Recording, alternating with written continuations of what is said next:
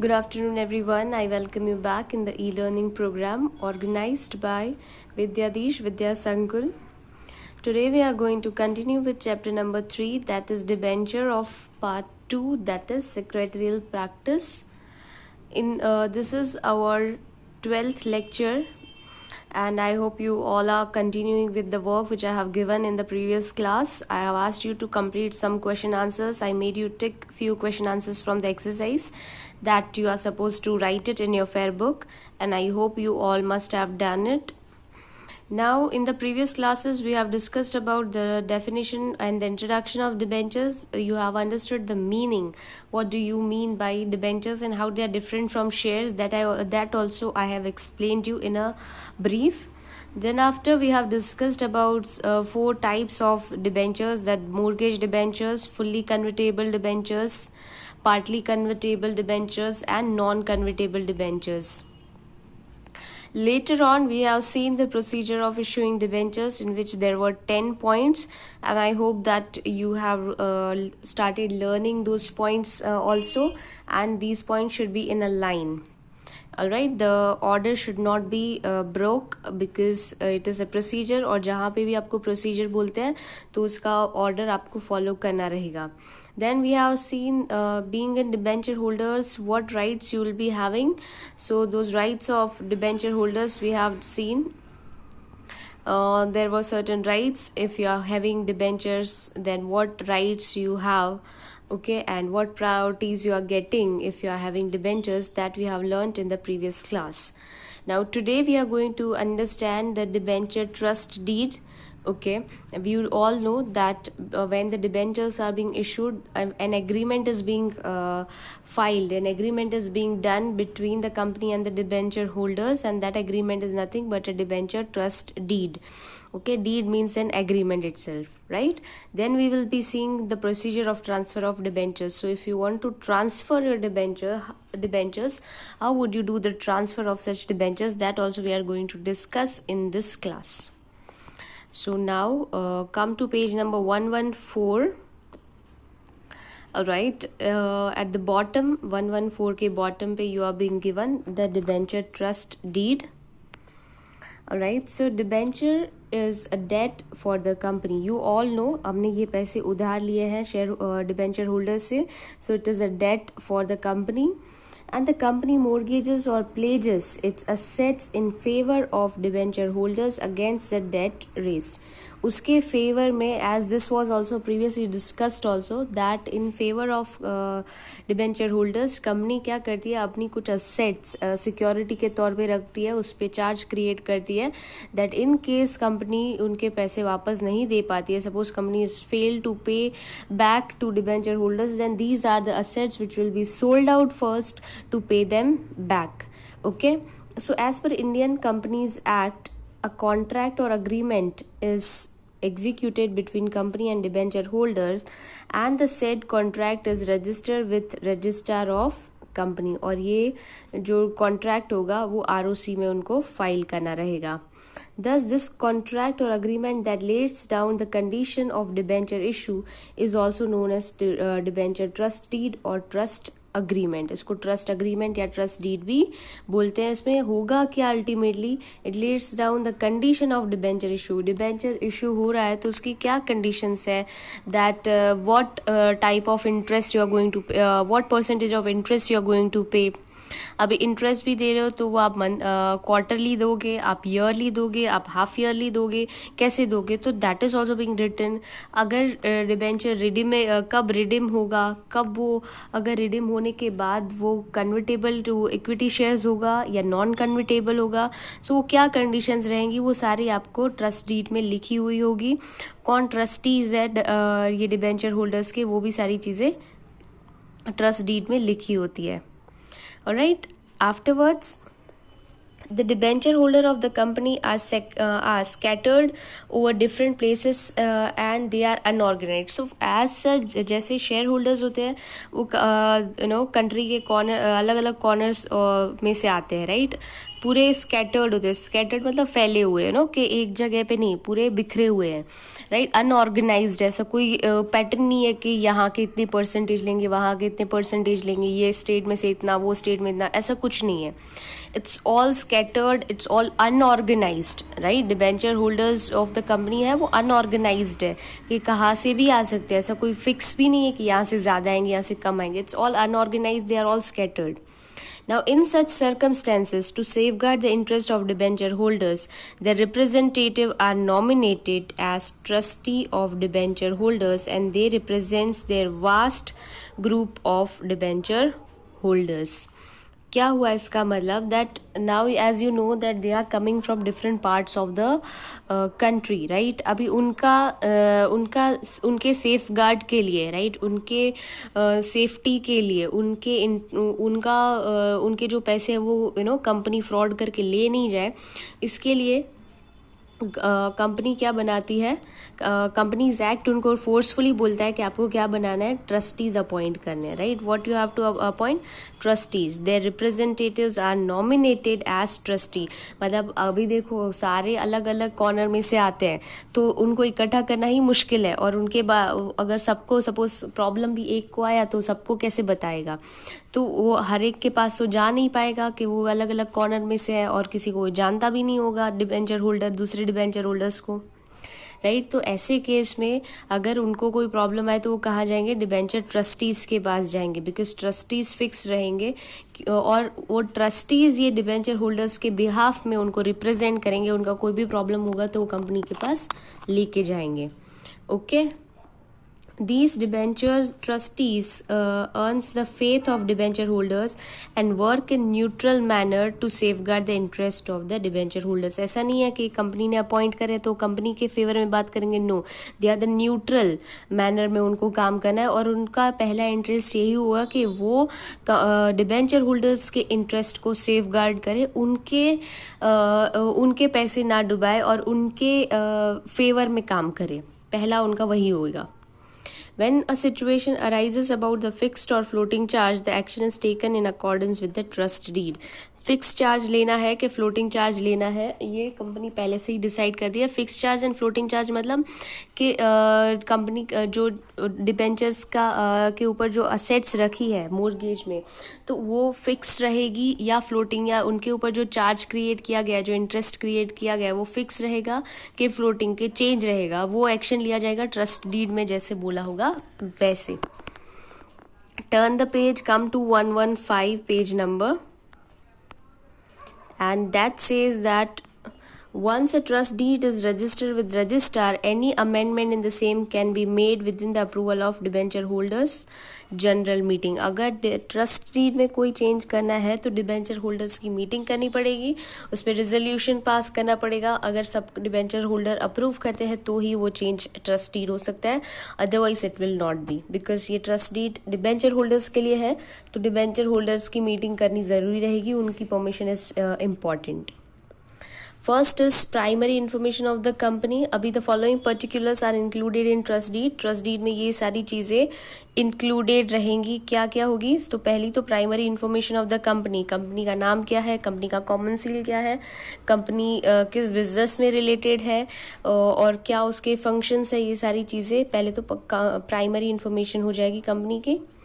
Description of debenture issue, debenture क्यों issue हो रहे हैं, कौन सी डेट को हो रहे हैं, पर्पस क्या है, और वो जनरल फंड्स में से किस साथ comparison and everything is being done, and such description कि उसके ऊपर कितना इंटरेस्ट पे होगा, कैसे पे होगा, फिर रिडीम कब होने वाले हैं, तो उनका टाइम पीरियड, ये सारी चीज़ें डिबेंचर्स डिस्क्रिप्शन में भी दिया जाएगा ट्रस्ट डीड में, ओके। पहले तो कंपनी की डिटेल, फिर डिबेंचर्स की डिटेल, फिर इंफॉर्मेशन ऑफ सिक्योरिटी और असेट मोर्गेज, कि कौन सी असेट को कंपनी ने मोर्गेज किया है ये डिबेंचर्स के अगेंस्ट में।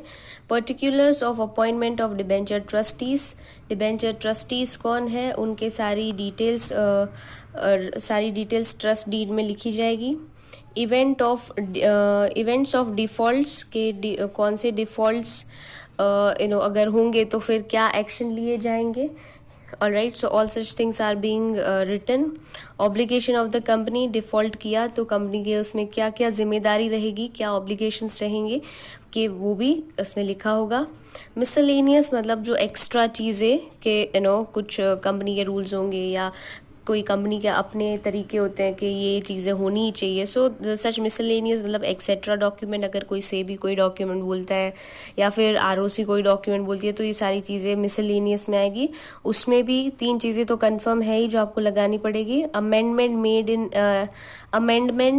Made in the matter of trust deed. Amendment मतलब चेंज अगर कोई आया है ट्रस्ट डीड में, राइट, और रेजोल्यूशन पास करके वो चेंज को अप्रूव किया गया है तो वो अमेंडमेंट भी उसमें लगाया जाएगा ट्रस्ट डीड में.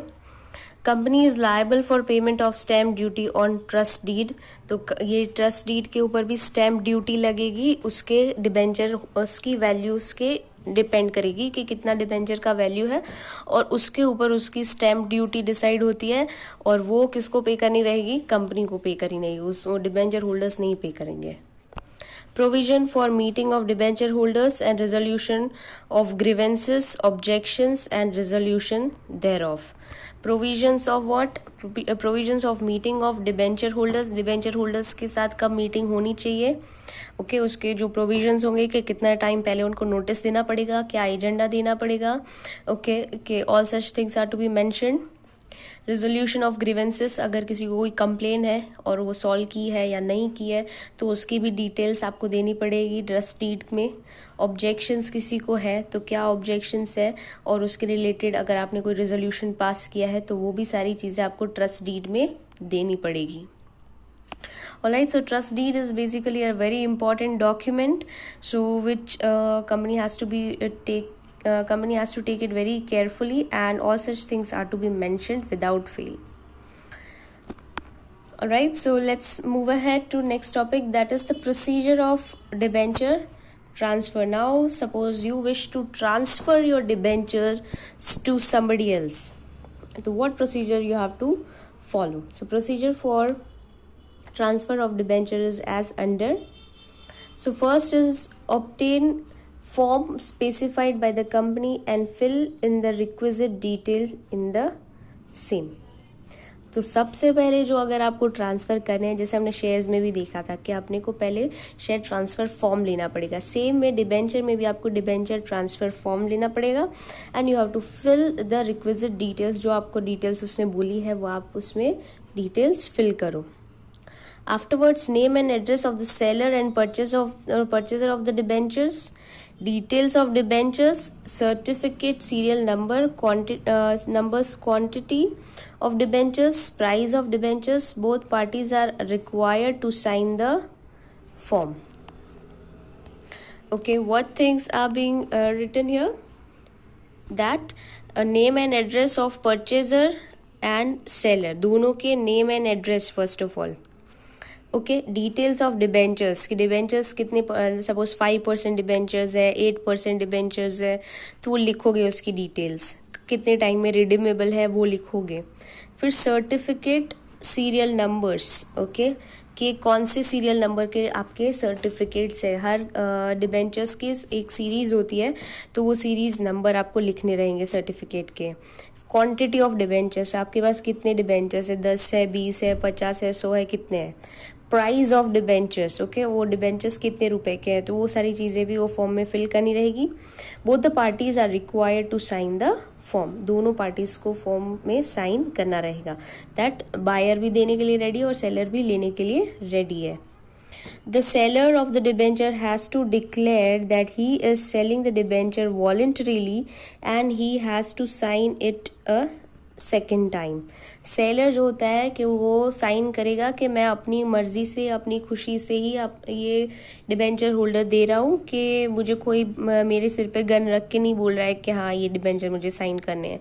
ओके, तो वो क्लियरली बोल रहा है voluntarily that I am paying back my debenture to somebody else, और उसको 2 बार साइन करना रहेगा just to give the confirmation कि मेरे पे कोई फोर्स नहीं है. Number 4 is debenture transfer. The debenture transfer form along with debenture certificate is submitted at registered office of the company. ये कहाँ पे सबमिट करना है? Registered office of the company में ये सबमिट करना रहेगा। Along with what? Debenture certificates भी आपको वापस कर देने पड़ेंगे।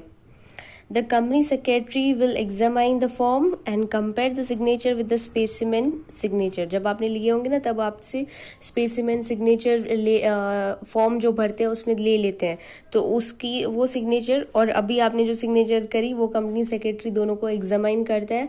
अगर कुछ प्रॉब्लम क्रिएट होगा तो सेक्रेटरी आपको कॉन्टैक्ट करेंगे।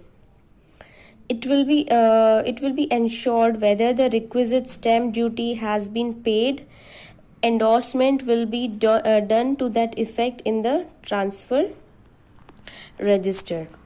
ओके कि इंश्योर करेंगे। देखो जब बाइंग और सेलिंग होता है ना, और जब ट्रांसफ़र होता है ना शेयर्स का या डिबेंचर्स का, तो स्टैम्प ड्यूटी ज़रूर आती है, राइट। तब आपको गवर्नमेंट को पैसे देने पड़ते हैं। हालांकि ट्रांसमिशन के टाइम पे नहीं देते if you remember, but transfer के टाइम में तो देने ही पड़ते हैं। So it will be ensured whether the requisite stamp duty has been paid and endorsement will be done to the effect in the transfer register. और ये चीज़ें एंडोर्स करी जाएगी, मतलब इन्फॉर्म करी जाएगी to the register of transfer. Okay, transfer register में फिर उसकी एंट्रीज की जाती है कि हाँ अभी स्टैम्प ड्यूटी पे हो चुकी है, मतलब transfer is being done. Afterwards, a meeting of board of directors is held to discuss the transfer of debenture and a resolution is passed for it। यहाँ पे देखो डिबेंचर ये बोर्ड ऑफ डायरेक्टर्स का जो रेजोल्यूशन है वो last में पे हो रहा है, बिकॉज लास्ट में पास हो रहा है क्योंकि ये ऑनर्स नहीं है, क्योंकि ये आपके क्रेडिटर्स है, राइट। ये इनसे आपने पैसे बोरो करे हैं, सो आप उनके में बहुत इंटरफेयर नहीं कर पाते हो, तो इसीलिए देखो इसमें बोर्ड ऑफ डायरेक्टर्स का रेजोल्यूशन है वो लास्ट में हो रहा है। On the basis of resolution of board of directors, the company secretary enters the name of purchaser or issues a new certificate and dispatch the same to the purchaser। कि जैसे अभी board of directors में ये discuss हो जाता है, उसके बाद नए सर्टिफिकेट जो होते हैं वो परचेजर को वापस से इशू करे जाते हैं, right। So these are the few things। The first is the company is required to fill a form and they are supposed to fill the details में क्या होगा? name and address of the seller and purchaser of the debentures की सारी details, उसके serial number, उसकी quantity, उसकी price, everything. Okay, उसके बाद उसको डिक्लेयर करना है कि 2 बार साइन करके कि भाई मैं वॉलेंटरीली ही ट्रांसफ़र ले रहा हूँ। ओके, मेरे को कोई ज़बरदस्ती नहीं बोल रहा है कि ट्रांसफ़र कर। ओके, फिर उसके बाद the debenture transfer form along with the certificate ये सब सिग्नेचर करके वापस करता है। फिर सेक्रेटरी वो सिग्नेचर्स को एग्जामाइन करती है उसके स्पेसिमेन सिग्नेचर्स के साथ। ओके, फिर चेक करते हैं कि स्टैम्प ड्यूटी पे करी है कि नहीं। जब स्टैम्प ड्यूटी भी चेक हो जाती है उसके बाद बोर्ड ऑफ डायरेक्टर्स की मीटिंग में रेजोल्यूशन पास हो जाता है। रेजोल्यूशन पास होने के बाद जो नया डिबेंचर होल्डर्स होता है उसको नया सर्टिफिकेट मिल जाता है। Alright, this is now number 3.7 is one of the most important question of this chapter। Make sure that you should be knowing it very well। That is the difference between shares and debentures। ये चीज़ें तो तुमको आनी ही चाहिए, whether you are prepared not prepared, but this is something very important। it is exam wise also, but conceptual wise भी तुमको difference पता होना चाहिए शेयर और डिबेंचर में क्या डिफरेंस है। और एग्जाम में ये बहुत बार बोर्ड की एग्जाम में पूछा भी जा चुका है, and there are many chances कि इस बार भी तुमको ये क्वेश्चन एग्जाम में आए। Alright, so please make sure pay very much attention to this topic। Okay, this is the last topic of this chapter also। Okay, so the first is meaning। तो as such you know it कि जब भी difference लिखो तो पहले serial number, फिर point, share, मतलब दोनों topics, that whatever differences you are writing. Okay, उसके टॉपिक्स ऐसे लिख सकते हो, पहले सीरियल नंबर दो, उसका पॉइंट ऑफ डिफरेंस अलग लिखो, फिर वो दोनों पॉइंट्स लिखो। और सबसे पहली चीज जब भी डिफरेंस लिख रहे हो तो पहला पॉइंट तो it should be meaning only, which will create your good impression. Share is what a joint stock company divides its capital in small parts. Each part is called share। This is what it's a part of capital। Okay, it divides its capital into small parts और वो हर एक part को क्या बोलते हैं? Share बोलते हैं। Debenture is something when a joint stock company borrows money from public, it is called debenture. देखो इसमें क्या था, कैपिटल डिवाइड करा है और इसमें मनी बोरो करा है. तो कुछ वर्ड्स है ना, हमेशा याद रखो कि कुछ वर्ड्स को पकड़ लो कि जब भी तुम डिबेंचर्स के बारे में लिख रहे हो ना तो बोरो, these are the words that will be always there: trust deed, borrowers, interest, redeemable, part convertible. ये कुछ वर्ड्स तो तुमको बार बार यूज करने ही रहेंगे. जब शेयर्स है तो उसमें कैपिटल बार बार यूज होएगी. तो there are certain words you need to catch it up. That will be helpful to you when you write the answers in theory in any of the subject. So here what is given: a joint stock company divides its capital in small parts and each part is called the share. While debentures are the when joint stock company borrows money from public, दोनों में बोरो तो public से ही कर रहे हैं पर उसमें बोरो कर रही है और इसमें ऑनरशिप दे रही है, तो इसलिए वो कैपिटल का पार्ट है और ये बोरोवर्स का पार्ट है.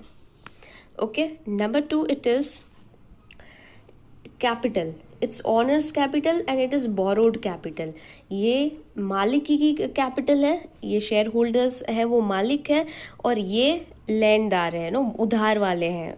It is a borrowed capital. है दोनों ही कैपिटल बट ये ऑनर्स की कैपिटल, ये बोरोड कैपिटल है. Number 3 is written. The company pays dividend on the share from profit and here company pays interest on the debenture amount. देखो इसमें profit होगा ना तो रिटर्न मिलता है, ओके तो डिविडेंड मिलता है. पर डिबेंचर होल्डर्स के पास ऐसा नहीं है. उनको प्रॉफिट है, कंपनी लॉस कर रही है, जो भी कर रही है उनको कोई कंसर्न नहीं है, उनको उनका इंटरेस्ट मिलेगा. So company pays dividend on a share from profit में से मिलेगा. And company pays interest on debenture amount. जितना डिबेंचर का अमाउंट है उसके अकॉर्डिंग उसको पूरा उसका रिटर्न तो मिलेगा ही. Alright, turn the page, come to page number 116. So number 4 it is rate of return. The rate of dividend is unspecified. कोई स्पेसिफिक नहीं होता है कि इतना परसेंटेज आपको हर साल डिविडेंड का मिलेगा ही. But the rate of interest is specified. Beginning में ही वो फिक्स ही होता है कि जब इशू होता है ना तभी ऐसा होता है 8% डिबेंचर, 7% डिबेंचर, 6% डिबेंचर. सो उसका रेट पहले से ही फिक्स होता है. Interest is payable whether there is a profit और नॉट. प्रॉफिट है या नहीं हमको उससे कोई कंसर्न नहीं है, पर डिबेंचर्स होल्डर्स को तो प्रॉफिट मिलेगा ही. ओके उनको तो इंटरेस्ट मिलेगा ही. But dividend holders share holders का फिक्स नहीं होता. The rate of dividend is unspecified. और इवन कंपनी को प्रॉफिट हुआ है फिर भी अगर कंपनी ऐसा चाहे कि वो डिविडेंड डिक्लेयर नहीं करेगी तो nobody can take action against it. Okay, number 5 is ownership. Share holders are owners of the company. Share holders जो होते हैं कंपनी के वो क्या होंगे, ऑनर्स हो जाएंगे कंपनी के. While debenture holders are the creditors of the company. Debentures जब तुम अभी बैलेंस शीट भी बनाना सीखोगे, जब कंपनीज के अकाउंट्स आएंगे तुमको कॉलेज में, तो तुमको तब भी ये आएगा कि कैपिटल शेयर होल्डर्स की जो अमाउंट होती है, शेयर कैपिटल होती है, वो तुम कैपिटल के कॉलम में लिखोगे. While debentures you will write it as a creditors. आप लोन एंड क्रेडिटर्स में लिखोगे उसको. Okay, because you know it that you have borrowed this amount and here this is the ownership of the shares, right.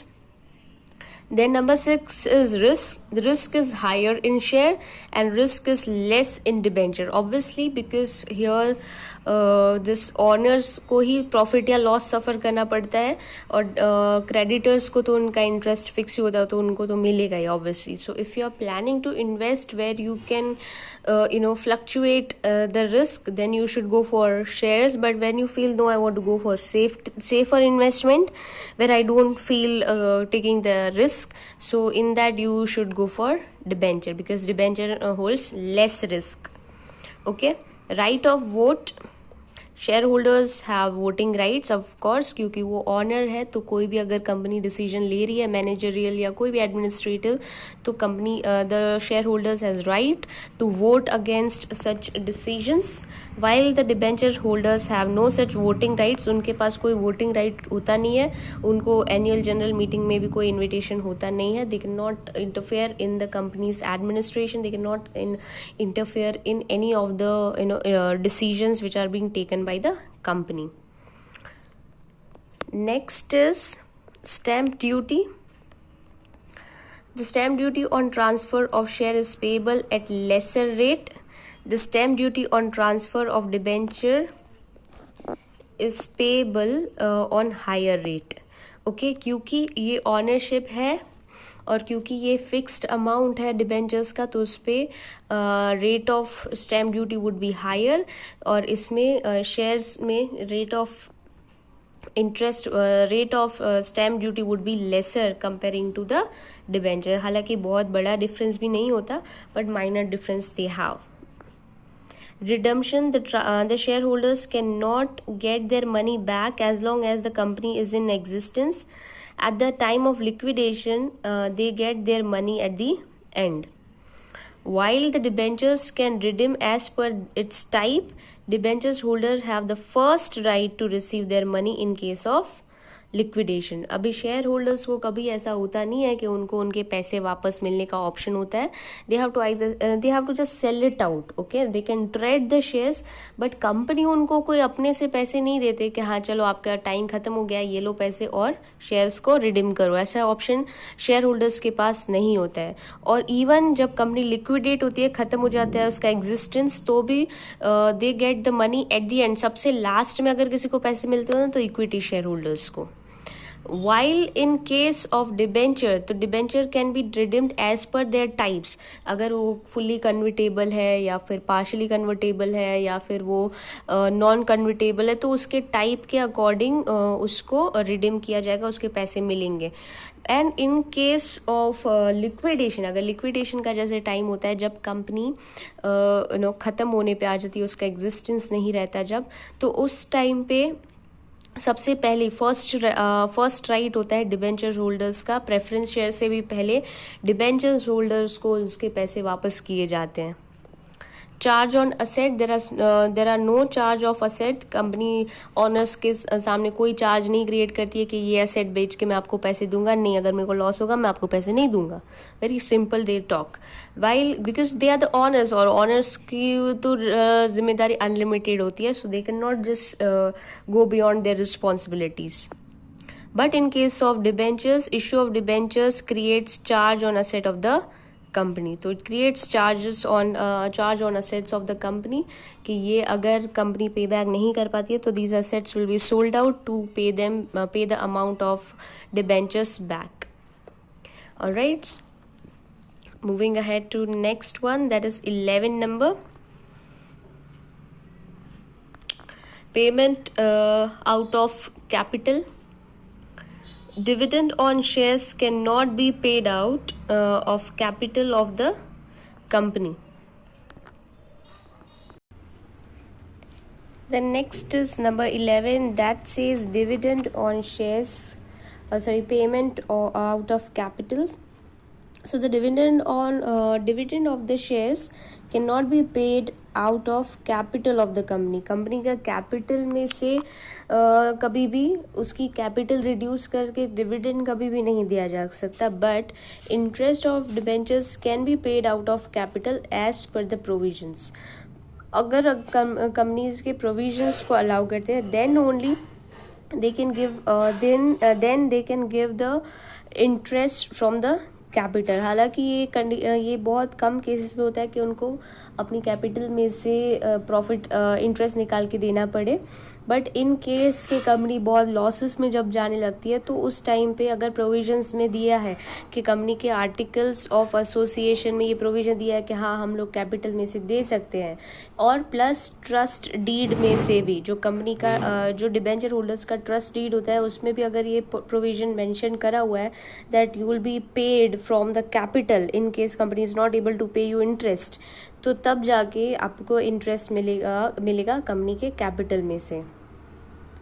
Number 12 is control. Shareholders have control over the administration of the company. As you know, they have the voting rights. So whatever administration is being done, the permission of shareholder is required, and for that they'll be having right to vote. So shareholders have the control कि administration में जो भी काम हो रहा है तो company के शेयर होल्डर्स को के पास राइट होता है कि उसमें वो इंटरफेयर कर सकते हैं. While debenture holders have no control over administration of the company. Company के एडमिनिस्ट्रेशन में कोई उनकी इंटरफेरेंस रहेगी नहीं, उनके पास कोई वोटिंग पावर नहीं रहेगा. But however they can appoint debenture trustees to safeguard their interest. पर उनका जो भी सेफ गार्ड रहेगा, उनका जो भी कोई भी प्रॉब्लम रहेगा तो उसके लिए they can appoint the debenture trustees so that their problems can be solved. क्योंकि as you know that debenture holders are scattered among the country, they are unorganized, so that's why they cannot meet all together and coordinate with each other and then they'll come up with the problem. उतने में तो कितने साल लग जाएंगे, कितने महीने लग जाएंगे. So that's why they appoint debenture trustees so that they can safeguard their interest. And they can interfere in the administration but not in all the cases. जहाँ पे उनका इंटरेस्ट को endangered है तो वहीं पे ही वो इंटरफेयर कर सकते हैं डिबेंचर ट्रस्टीज भी. पर अगर शेयर डिबेंचर होल्डर्स का कोई लेना देना ही नहीं है तो वहाँ पे दे can not even interfere. Next is 13 number, that is demand for liquidation. Shareholders cannot demand a liquidation of the company, while debenture holders can demand of liquidation of the company.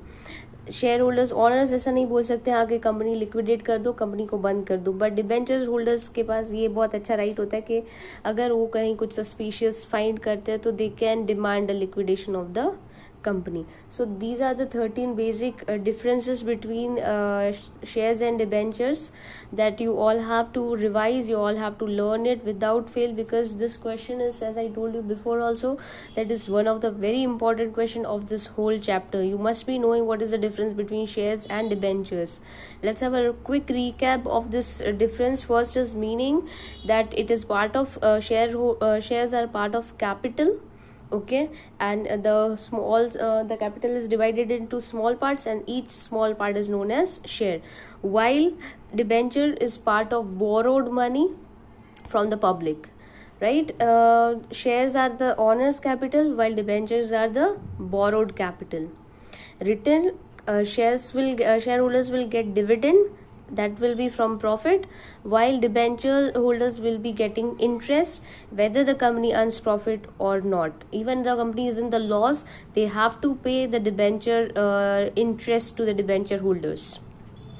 Rate of interest, the rate of interest is specified in case of debentures, while dividend में shares के ऊपर dividend मिलता है उसमें कोई specific amount नहीं होता है कि इतना तो शेयर होल्डर्स को, इतना तो उनको डिविडेंड मिलना ही चाहिए, ऐसा कोई स्पेसिफिक प्रोविजन होता नहीं है.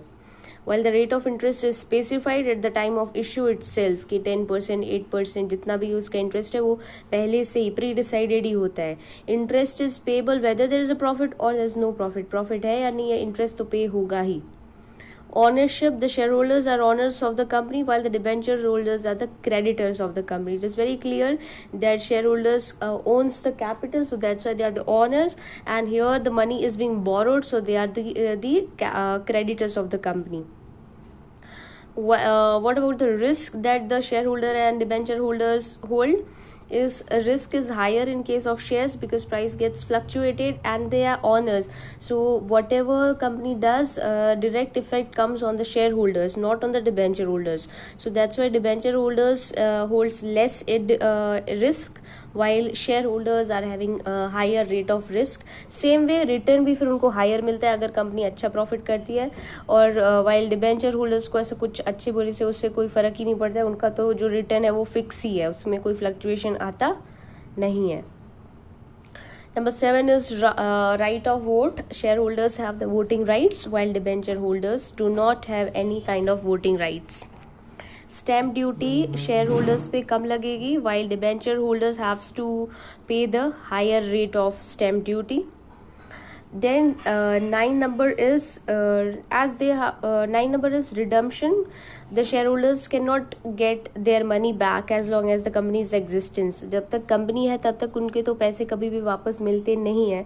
बट डिबेंचर होल्डर्स के पास ये ऑप्शन रहता है कि आफ्टर सम सर्टेन पीरियड, जो time period issuance of debenture में डिस्क्राइब किया है, तभी के टाइम में ही जो डिस्क्राइब किया है कि इतने टाइम के बाद आपके शेयर्स रिडीम हो जाएंगे, तो उनके पास ये ऑप्शन रहता है कि their debentures can be redeemed, मतलब उनको उनके पैसे they will get their money back, okay, after a certain period of time as per given in their contract, कि 10 साल 20 साल जो भी टाइम पीरियड होगा.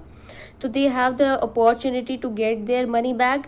Also they have the opportunity to get the shareholding also. They have the opportunity that they can hold the shares also after certain period, that if their shares are convertible debentures, if their debentures are convertible debentures which fully convertible, then their full amount can be converted into shareholding. Their partial amount can be converted into shareholding. Their no amount can be converted into shareholding. They can get the money back. So it will be all pre decided, while ऐसी कोई भी benefits share holders को मिलते नहीं है. Charges on asset, there are no charges on assets in case of shares. कोई company security नहीं देती है कि ये हमारी असेट है, कि आप अगर हम पे बैक नहीं कर पाए तो आप हम ये असेट बेच देंगे. No, there is no such provision in case of shares. While debenture holders have such issue, charges on asset create होता है to give the security to the debenture holders. Payment out of capital, dividend on shares कभी भी उनको capital में से पे होता नहीं है, बट इंटरेस्ट पे हो सकता है अगर उनके प्रोविजंस में ऐसा डिस्क्राइब किया गया है तो. Control, shareholder have control over the administration of the company. Debenture holders have no control. They have no such right to interfere, but they can appoint debenture trustees to safeguard their interest. Demand for liquidation. Shareholders cannot demand, वो demand नहीं कर सकते company बंद कर दो और हमको हमारे पैसे वापस दो, but debenture holders can demand the liquidation of the company. Alright, so this is about the difference between shares and debentures. This could be asked in your exam for 5 marks. So 4 marks, sorry, 5 marks में तो तुमको letters ही आते हैं. So 4 marks में 3 marks में आ सकता है, and this is very important to understand. You should be knowing it very well. Coming to the exercise. Alright, as we have time, so we'll discuss the MCQs of this chapter. And the first one is, debenture means the capital of the owner, debt capital, property or expenditure. So it's a debt capital, okay. But अगर इसमें इसकी जगह debenture की जगह debenture interest होता तो that will be a expenditure, okay, वो तुम्हारा एक्सपेंस होता. बट ये डिबेंचर्स है तो it's a debt capital. At the time of dissolution of the company, the debenture holder acquires the dash right to get the money back, priority right, right of last payment, no right, responsibility, no right, no any right or zero right. So it's a priority right, option A, right? उनको priority right मिलता है, सबसे पहले उनको payback मिल जाता है. What is the fundamental right of debenture holder? The right to vote in the company. Do they get the right to vote in the company? No. To remain present in the meeting of the company? No, they don't have to remain present in the company's meeting, right? The right as a member of the company? No, they don't have any right of the member of the company, right?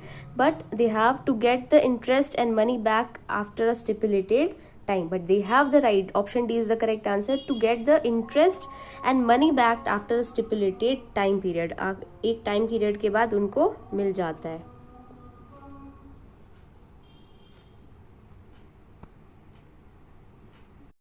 So we are done with the explanation part. Now we will be coming to the exercise. First we'll be just solving the MCQs, question answers. So mostly you have written in your last class. Okay, so first one, it says that debenture means dash. So the capital of the owner, debt capital or property or expenditure. So obviously it is debt capital, but yes, if at the same time debenture interest लिखा है, अगर twist करके पूछे तो debenture interest लिखा है तो that would be the expenditure for the company. वो company का expense होता है. अगर वो debenture इंटरेस्ट बोला है तो डिबेंचर बोला है तो that's fine, that's a debt capital. But अगर डिबेंचर इंटरेस्ट है तो it will B expenditure. At the time of dissolution of the company, the debenture holders acquires a dash right to get money back. तो उनका कौन सा right होता है? तो it's a priority right, the right of last payment, responsibility or no any right or zero right. So it's a priority right, सबसे पहले priority दी जाती है डिबेंचर होल्डर्स को at the time of dissolution और liquidation of the company. Number 3 is what is the fundamental right of the debenture holders. Fundamental right क्या होता है? Right to vote in the company. Company के debenture holders don't have any right to vote, right, तो ये तो आएगा नहीं. To remain present at the meeting of the company, no, they are not invited to be present in the meeting of the companies. Although अगर उनकी special meeting है debenture holders की तो that will be a different case, but general meetings में they are not invited. Number 3 is the right as members of the company. Member of the company का right, so no, they don't have the right as a member. Membership का पूरा next chapter है अपना, chapter 4, but as such they are not the members of the company. Number 4 is to get the interest and money back after a stipulated time. So yes, that right is something that is being given to debenture holder, that they get the interest and money back after a stipulated time. उनके पैसे अभी वापस मिल जाते हैं after some time, and periodically उनको interest भी मिलता रहता है. Understood? Moving ahead. So now come to next page, that is page number 118, which says what is the name of agreement between company and debenture holders. The first one is debenture trust deed, second is the agreement of acquiring trust, third is the agreement of guarantor, and number 4 is agreement of protection of rights. So very first, of course, the debenture trust deed, A is the correct option. Okay, debenture trust deed is the agreement between company and the debenture holders. Number 5 is who appoints the trustees of debenture. So company कौन appoint करता है? The company itself, the assembly of directors, general assembly, the assembly of debenture holders. So its company itself appoints the trustees of the debentures. All right. So and if the debenture holders are any concern or any problem, they can just approach to the trustees of the debentures. Who represents the mass of debenture holders? Debenture holders को कौन represent करता है? Group of directors, chairman of the company, debenture holders or debenture trustees. So it's debenture trustees will be representing the mass of debenture holders. Number 7 is what is the status of a debenture holder in the company. debenture holder का क्या status होता है? creditor होता है, वो debtor होता है, creditor debtor दोनों होता है, या फिर it's a shareholder. So obviously it's a creditor. So option A will be the answer. The status of debenture holder is to be a creditor. Who can the debenture holder appoints as the protector of rights? Okay, who can the debenture holder appoints as their protector of rights? Debenture trustee, administrative officer, advocate or shareholder. So it is going to be debenture trustees. They are for the protection of the rights of the debenture holders. So these are the MCQs that you had to do, and these MCQs should be written in your fair book. You can just simply write the answer. You don't need to write questions for the same.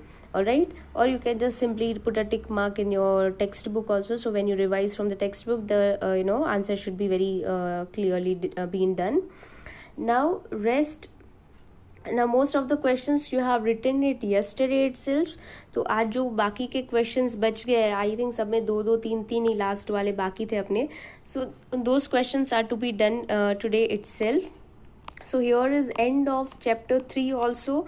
So by the end of 12th lecture, that is today's lecture, we have completed chapter number 1, 2 and 3. Okay, of part 2. ये 3 chapters अभी खत्म हो चुके हैं. So make sure कि ये सिर्फ मेरी साइड से नहीं खत्म होनी चाहिए, तुम्हारी साइड से भी it should be over and it should be revised well. By the end of this lecture your fair book of chapter number up till chapter number 3 should be completed, and I'll be checking it again once the chapter gets over. I'll keep on checking your work. Okay, so make sure that don't just write only but learn it also. Now next chapter we are going to start from the next lecture. 13th lecture से हम लोग नया chapter अभी start करेंगे. By that time please revise all 3 chapters. Okay, here we end everyone. Thank you for watching. Have a nice day ahead.